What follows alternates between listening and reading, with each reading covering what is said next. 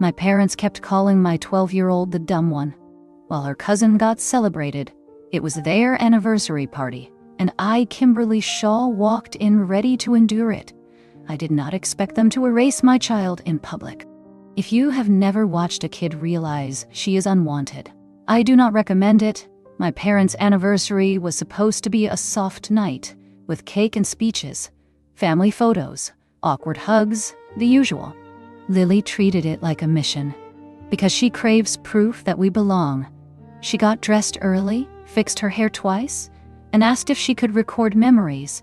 She said it with careful hope, like good memories do not just happen in my family. You have to catch them while they are still alive. The second we walked in, I knew what kind of night it would be. Brielle was already surrounded like a celebrity, with phones pointed at her.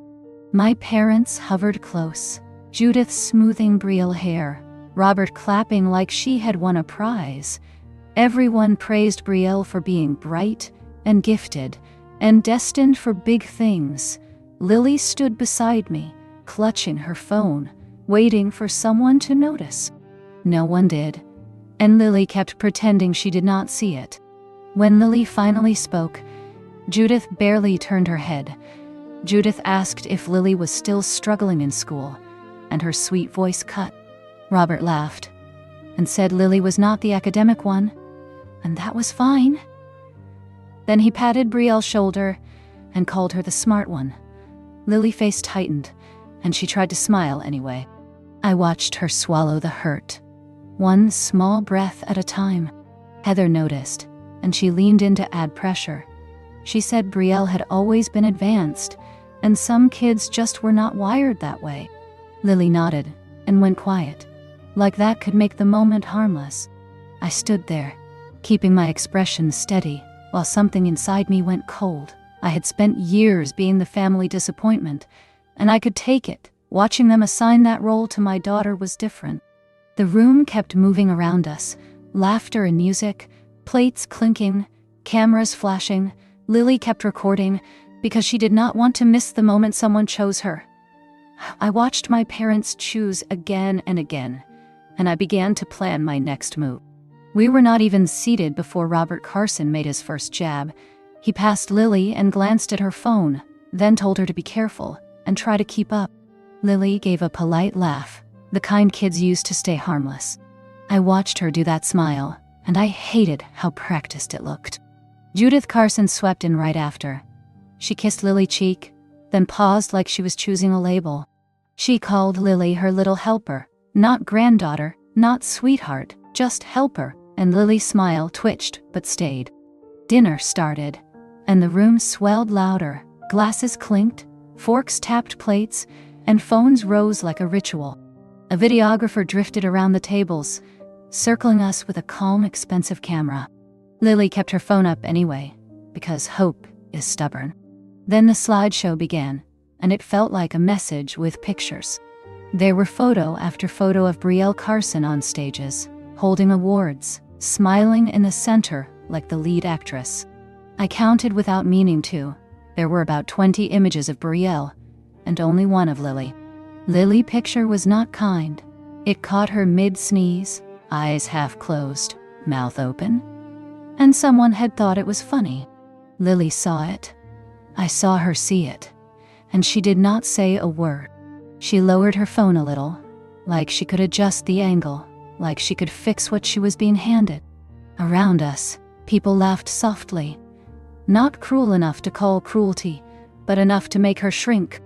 My parents watched the screen like proud directors, and Heather Carson beamed beside them. Brielle sat up straighter, soaking it in, because she is a kid and adults had turned her into a trophy. Lily stayed still, shoulders tight, recording every second anyway.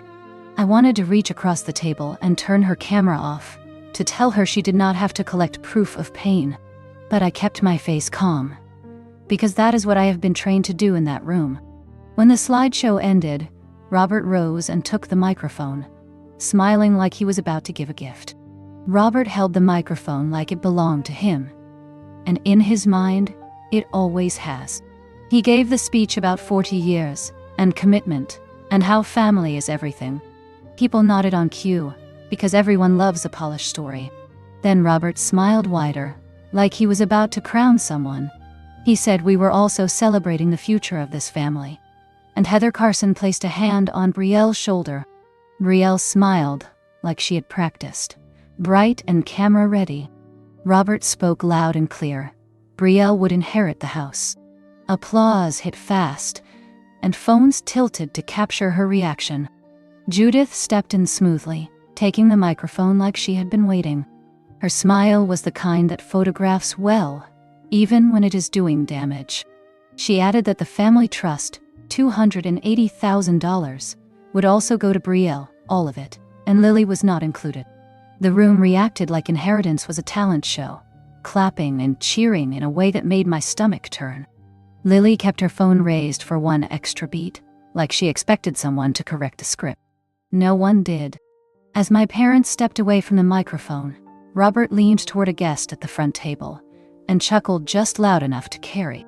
He said, "You know how it is. One is the genius and the other is the dumb one."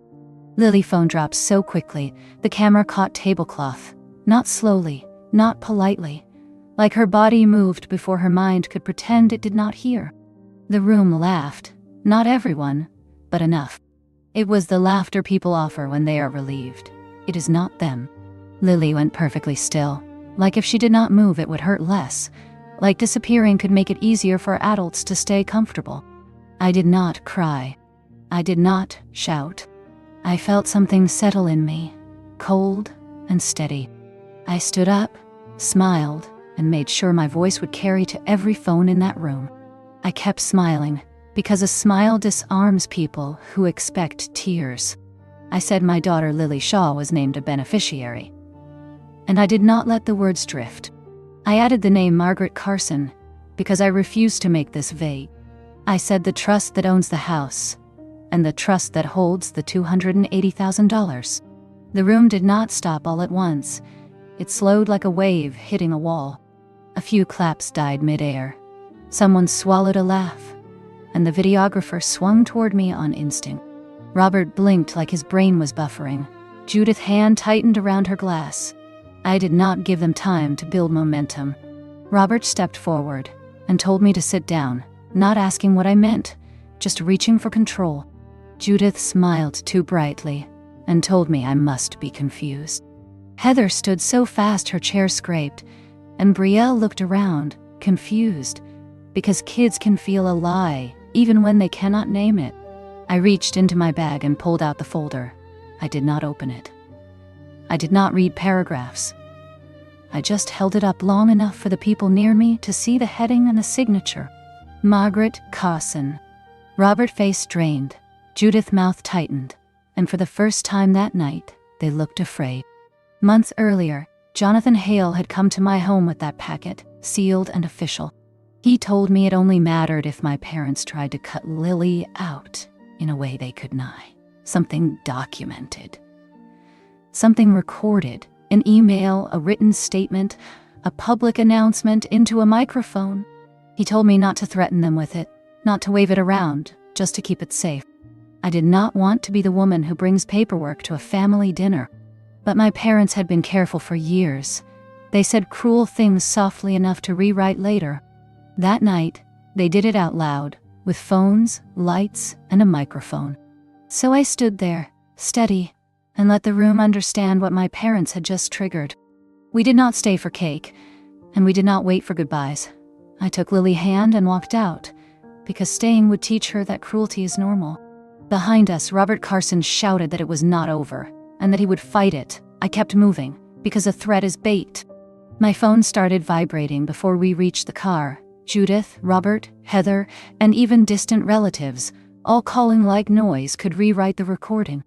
Lily climbed into the passenger seat and stared at her knees. Then she asked the question that always comes after a family spectacle. She asked if she was in trouble. I told her no, and I said it fast. I said she did nothing wrong. She nodded but did not relax. Then she asked if she ruined their night, and my laugh came out dry and tired. I told her they ruined their own night. At home I made hot chocolate, not because it fixes anything, but because it gives your hand something warm to hold. Lily stirred the mug and finally asked what a beneficiary was. She had heard the word, like it was a verdict. I told her it meant Margaret Carson wanted her protected, even after Margaret was gone. Lily looked at the chocolate and whispered that she must have needed protection because she was dumb. That sentence hit harder than any microphone insult. I crouched so we were eye level, and I told her she was not dumb. She was 12. She was stubborn. She was stubborn. And she was brave. I reminded her that Lily and I both have dyslexia. Reading is harder for us, but hard is not the same as stupid. She swallowed and said she did not want them to hate her. And I told her I knew. When she finally fell asleep, I sat at the kitchen table, pulled up the clip from the party, and prepared to send it to Jonathan Hale. I sent the video to Jonathan Hale, with no speech attached, just the proof they could not deny. I expected a slow reply, because it was late and everyone sleeps, but my phone rang soon after sunrise. Jonathan's voice was calm, like he had been waiting for the moment my parents finally crossed a line in daylight. He told me I did the right thing by leaving, and he told me not to answer any more calls. He explained that Margaret Carson built the trust like a locked door, and she left a key for Lily, not for Robert and Judith.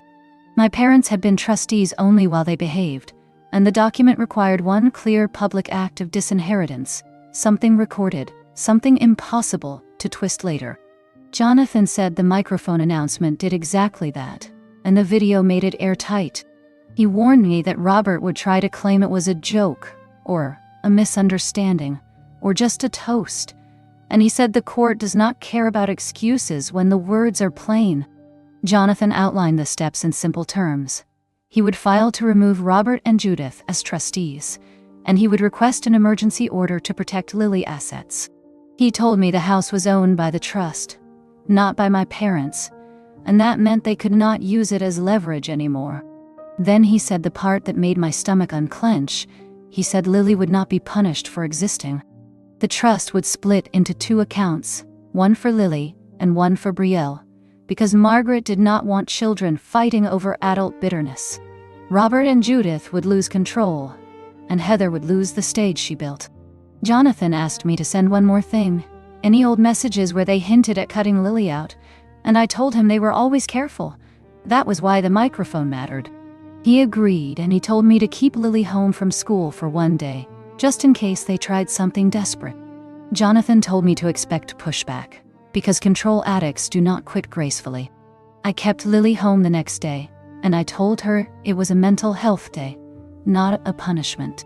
She watched movies, did a puzzle, and tried to act normal, but she jumped every time my phone buzzed. By the following afternoon, she needed routine again, so I drove her to school and waited in the parking lot until dismissal. That was when the office called my cell, and the secretary said my parents were at the front desk asking for Lily. I walked in and saw Judith Carson first, standing there like she owned the building. Robert Carson stood beside her, stiff and angry that the world was not bending.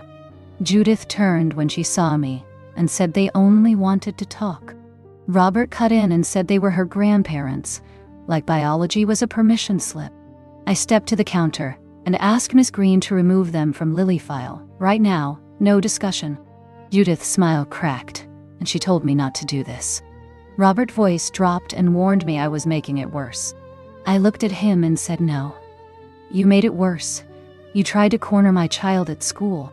Judith insisted we were family, and I let out one sharp laugh because they did not get to use that word anymore.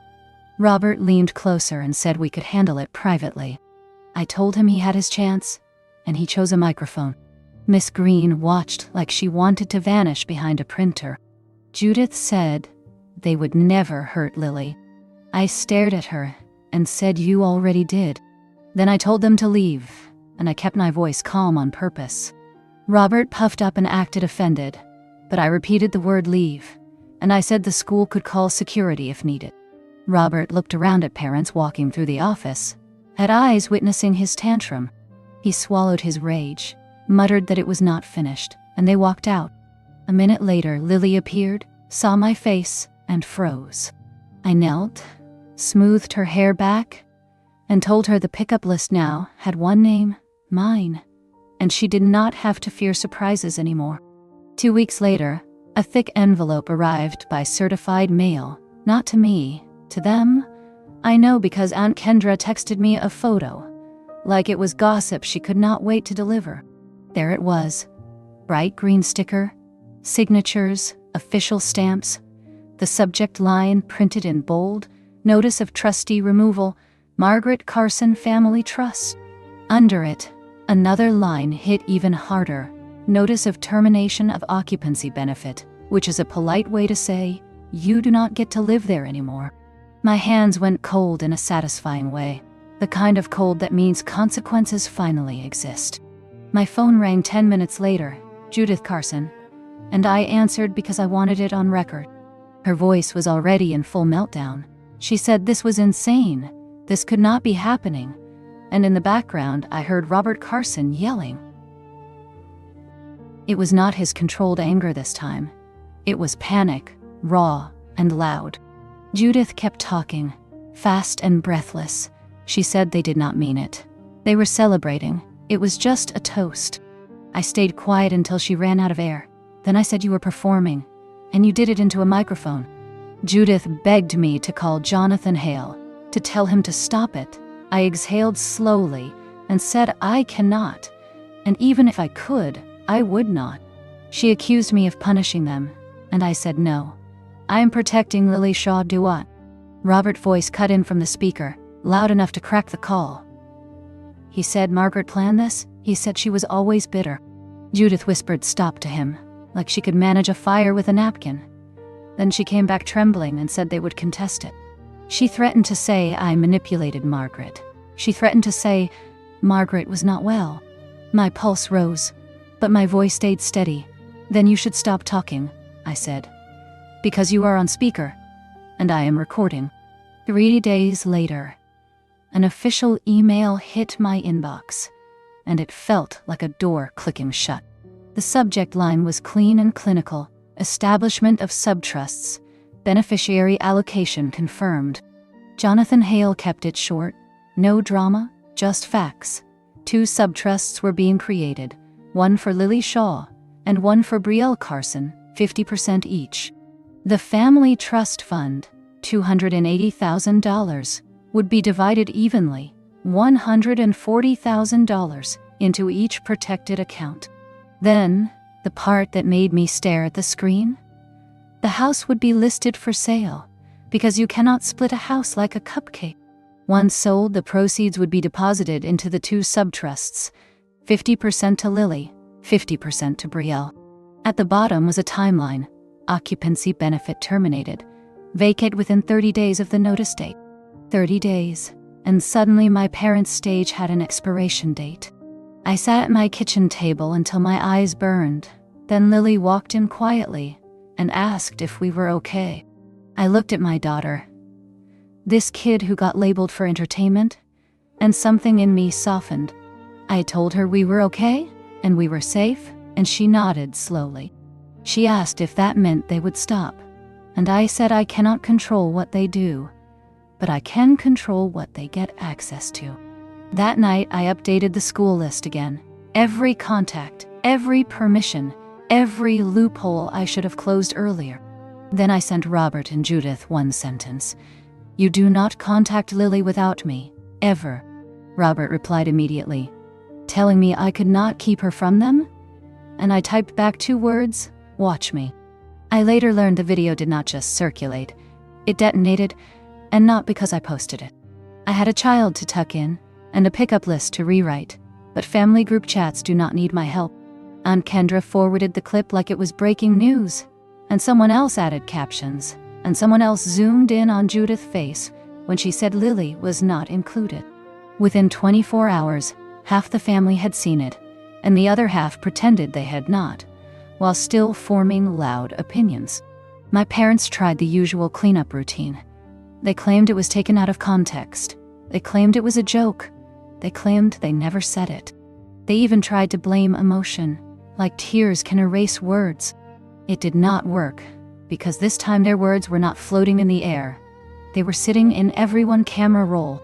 Robert and Judith called and left voicemails. switching between charm and threats, and I saved everyone. Heather Carson sent messages that read like a public relations statement. She insisted I was jealous. She insisted I was dramatic. She insisted I was tearing the family apart. I did not argue, because arguing with people who do not want truth is pointless. I replied once, "You watched them do it to my child." Then I put my phone face down.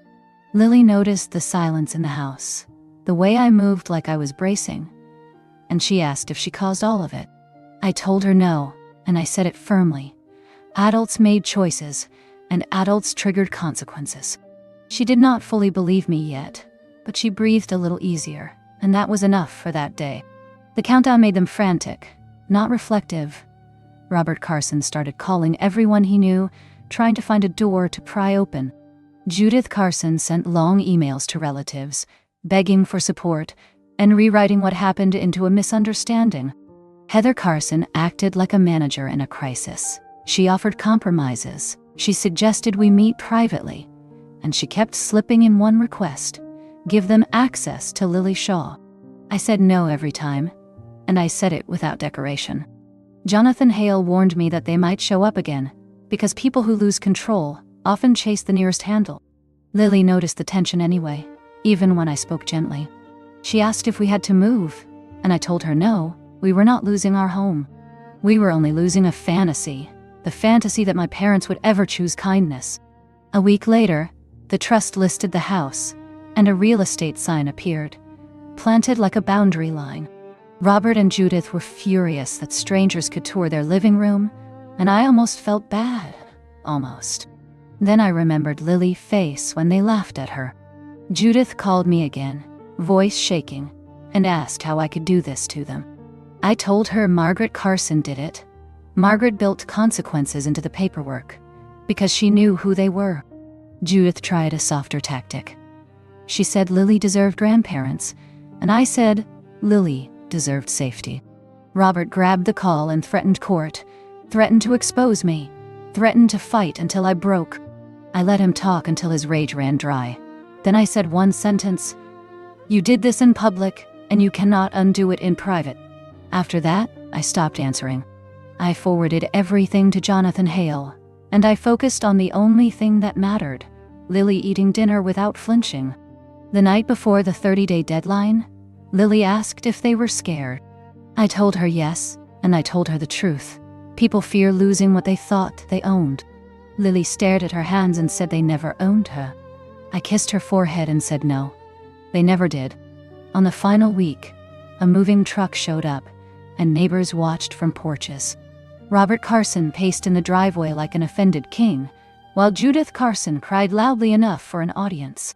Heather Carson arrived with boxes and a tight face, acting like she was rescuing them from humiliation.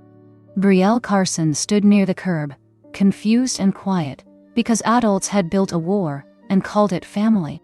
I did not go there. I did not gloat. I did not need to. Jonathan Hale told me to stay away and let the process run clean.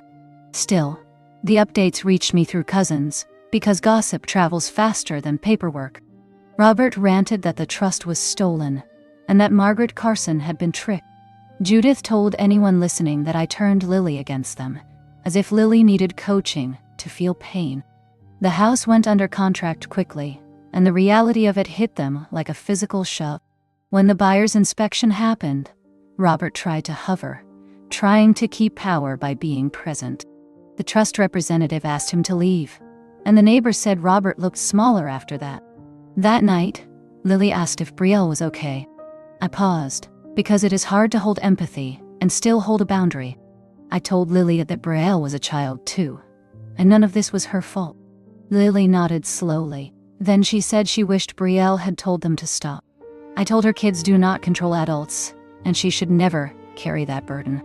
The next morning, Judith called from an unknown number, and I did not answer. She left a message anyway, begging to say goodbye to Lily. I listened once, saved it, and deleted it from my phone screen. I did not delete it from the file Jonathan Hale kept. In the afternoon, Lily came home from school, looked at me, and said it felt quieter in her chest. I told her that is what happens when people who hurt you lose access. Closing day arrived without fanfare, which was exactly how I wanted it. Jonathan Hale called me mid-morning and said the sale was complete, and the proceeds were already headed into the 2 sub-trust accounts. He did not give me a dramatic speech. He gave me numbers written in plain words: 50% to Lily Shaw, 50% to Brielle Carson, and none of it controlled by Robert or Judith. The $280,000 trust fund remained protected, $140,000 assigned to Lily, and $140,000 assigned to Brielle, and the house money followed the same split.